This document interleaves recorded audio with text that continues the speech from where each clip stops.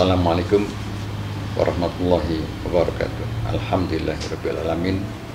Wassalatu wassalamu ala asyrafil mursalin wa ala alihi wa sahbihi wa man tabi'ahum bi ihsanin ila yaumiddin, amma ba'd.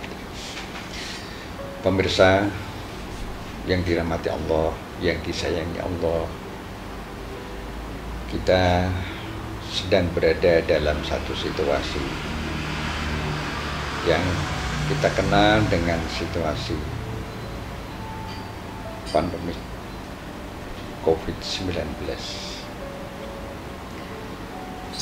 Situasi yang membuat tatanan kehidupan dunia termasuk Indonesia ini sedemikian rupa terporak-porandakan semua aspek kecuali satu aspek, yaitu aspek yang terkait dengan aspek iman. Pemirsa yang dirahmati Allah, dalam situasi sekarang ini kita alhamdulillah memperoleh pelajaran, memperoleh mutiara hikmah dari banyak contoh-contoh yang bisa kita petik dari kehidupan masyarakat. Banyak sekali. Jika kita berzikir, menghidupkan rasa hati nurani kita yang bersumber dari qalbun salim, hati yang patuh, yang bersih, yang pasrah kepada Allah, dan menggunakan akal pikiran secara waras, kita memperoleh itu. Di antaranya apa?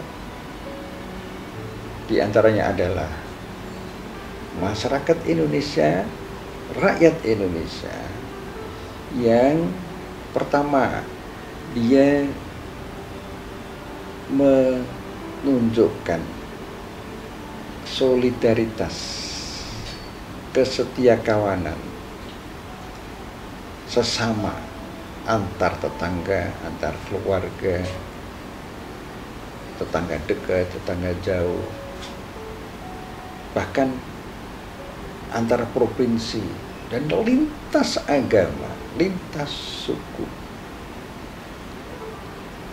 Mereka memberikan tolong menolong, menunjukkan sikap gotong royong, diminta atau tidak diminta, dalam bentuk yang sangat sederhana. Kita saksikan itu sehari-hari. Bukankah itu menunjukkan manusia yang otentik, fitrah manusia yang sesungguhnya, yang ditunjukkan dengan kejujuran yang alamiah, yang tidak dibuat-buat. Mereka tidak ingin membalas atau memperoleh balasan dari orang lain, sama sekali. Banyak organisasi-organisasi masyarakat, termasuk organisasi keagamaan, di antaranya Muhammadiyah. Sebelum ada peristiwa, ada ujian ini, pandemi COVID-19 ini, Muhammadiyah sesuai dengan karakternya, kepribadiannya, menolong masyarakat secara umum ya. Salah satu contohnya aja dalam kaitan dengan BPJS.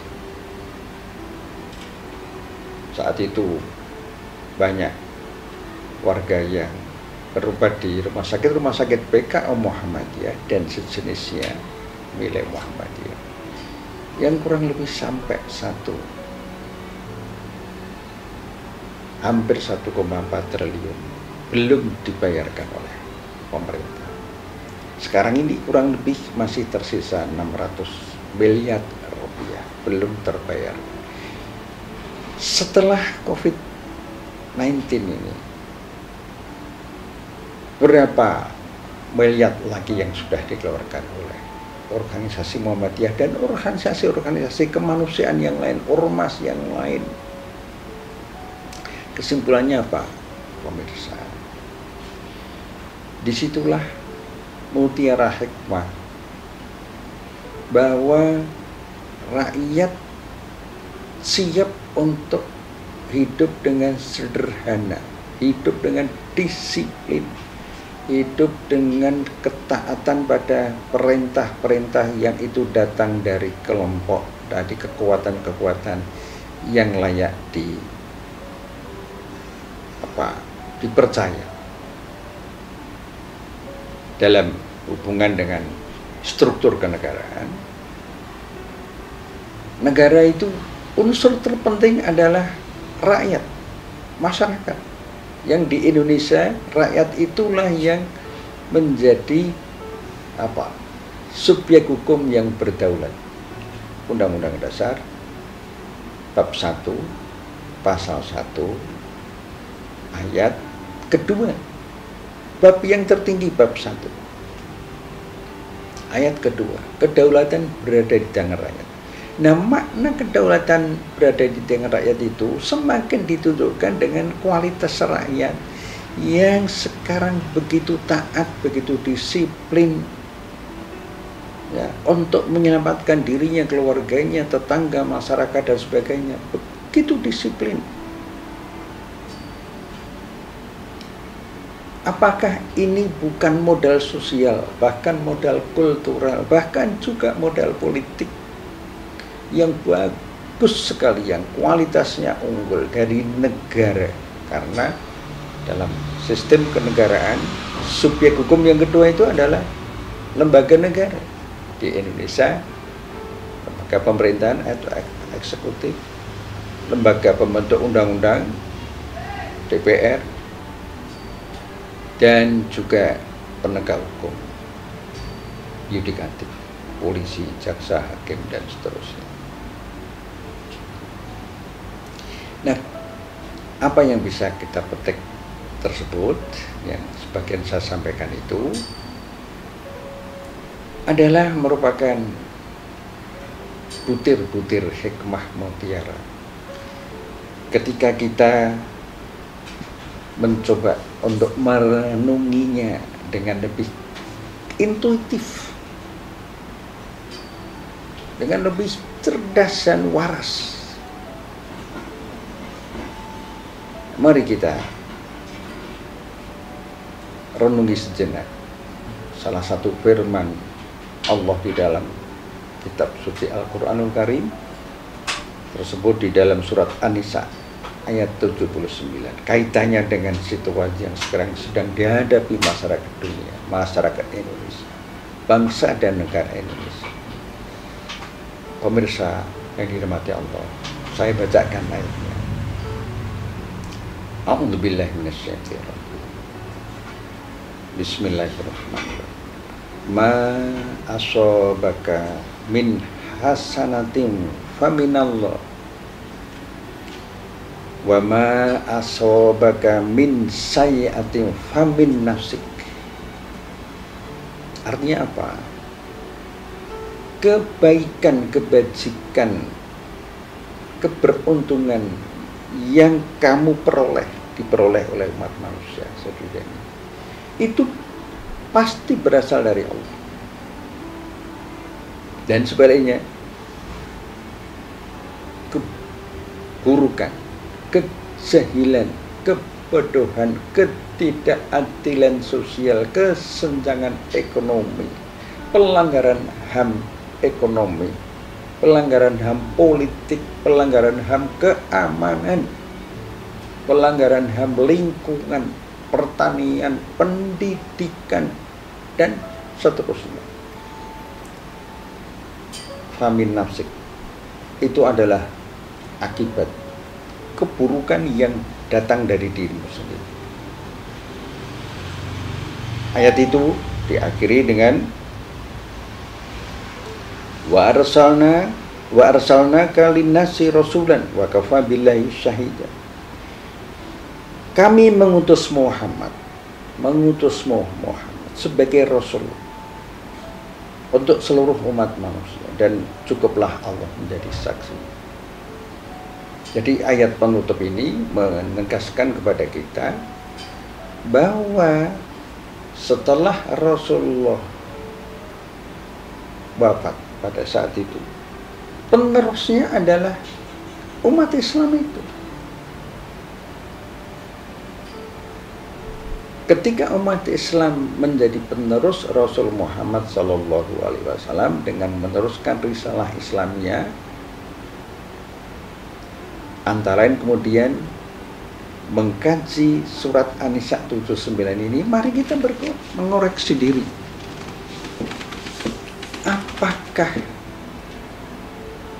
situasi sekarang ini jangan-jangan akibat dari tangan-tangan manusia yang tidak benar, tidak jujur, tidak profesional?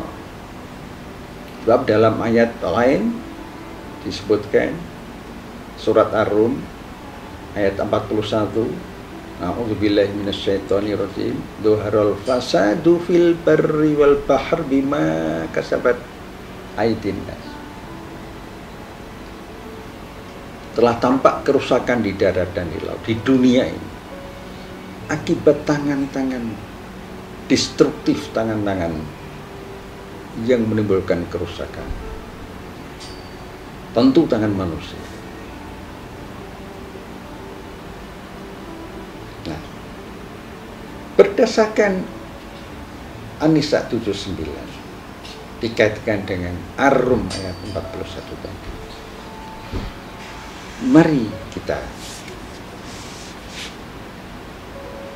mencoba untuk melatih bermain makna, yaitu menggunakan intuisi kita, pikiran kita untuk menemukan makna-makna yang terdalam itu apa dari situasi sekarang ini.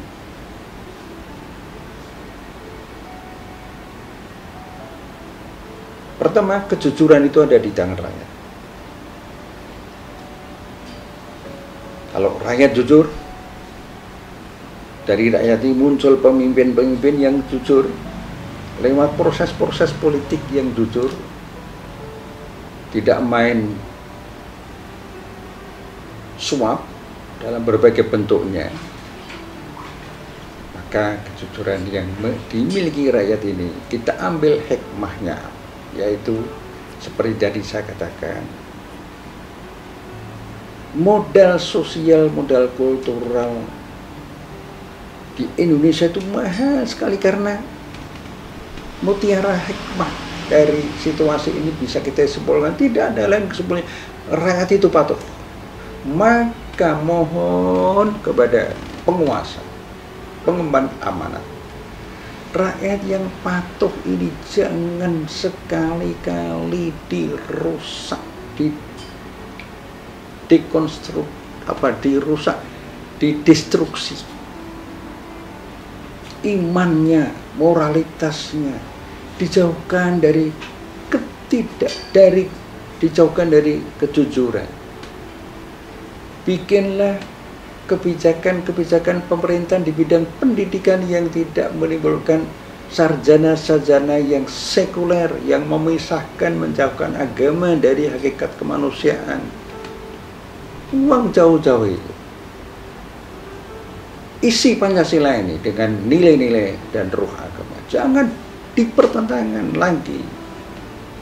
Jangan dipisahkan lagi. Pemimpin-pemimpin yang lahir di negeri kita itu adalah pemimpin-pemimpin yang pengamal ajaran agama. Pengamal ajaran agama adalah pengamal Pancasila itu sendiri. Bagaimana fakta sejarah seperti itu mengantarkan Indonesia menjadi negara yang berdaulat? Andaikan kemudian dirusak lewat proses-proses liberalisasi ekonomi yang mengandalkan pada kekuatan modal, yang tidak bermodal besar tidak bisa menguasai sektor ekonomi, yang dirusak melalui pembuatan undang-undang, rancangan undang-undang yang memberikan karpet merah kepada bukan rakyat yang sah, yang berdaulat, tapi kepada kekuatan modal, termasuk modal asing. Itu tidak mensyukuri. Itu mencampakkan mutiara hikmah. Mutiara hikmah yang kesimpulannya rakyat yang jujur, yang patuh, yang tulus, yang disiplin. Itu modal besar. Di Indonesia itu ada. Mohon Presiden dan para pembantunya, DPR dan para jajaran, partai-partai politik, Anda itu wakil rakyat, bukan wakil cukong, bukan. Kita proteksi, kita lindungi rakyat ini. Sampai ada sekelompok orang mau pulang ke Lampung, pulang daerah, tidak boleh, disuruh lagi pulang ke tempat asalnya, padahal tempat asalnya sudah tidak bisa dihuni lagi karena krisis ekonomi. Sementara penerbangan asing yang mengundang tenaga kerja asing dinilai dibebaskan sedemikian rupa. Mengapa ini terjadi? Bukankah yang sedang mengalami krisis kemanusiaan itu bukan rakyat, tapi justru Anda yang tidak jujur? Siapa itu?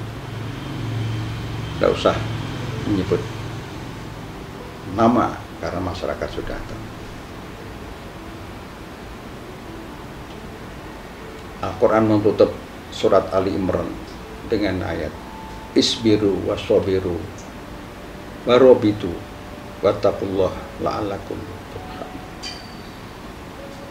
Sabar, tetaplah dalam keadaan sabar dan menjaga kesabaranmu dalam situasi apapun, juga termasuk situasi sekarang ini. Masyarakat bisa sabar, tapi ketika penguasa memberi contoh ketidakjujuran, mungkinkah kesabaran itu berhenti sejenak dan kemudian menjadi kemarahan rakyat? Jangan sampai terjadi.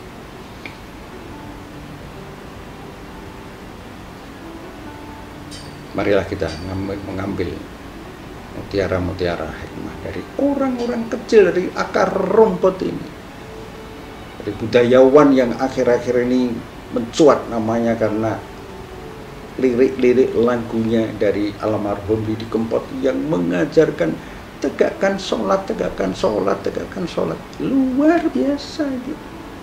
Meninggal di bulan Ramadan. Bukankah itu pelajaran dari rakyat yang bernama Didi Kempot, yang memiliki sense of religious yang ternyata sedemikian rupa intens? Mari kita tertibkan sholat ini. Kita tebarkan doa-doa setelah kita sholat itu dalam bentuk menebarkan keselamatan, rahmat dan barokah kepada masyarakat kanan kiri, sebagaimana akhir sholat seorang muslim. Assalamualaikum warahmatullahi wabarakatuh, ke kanan dan ke kiri. Itu ajaran menebarkan, dimulai dari takbiratul ihram, Allahu Akbar, ujungnya adalah kemanusiaan yang penuh selamat, rahmat dan barokah. Mari kita jujur. Dengan jujur itu kita bisa memetik mutiara hikmah dari pelajaran pandemi COVID-19 ini. Mudah-mudahan bermanfaat. Assalamualaikum warahmatullahi wabarakatuh.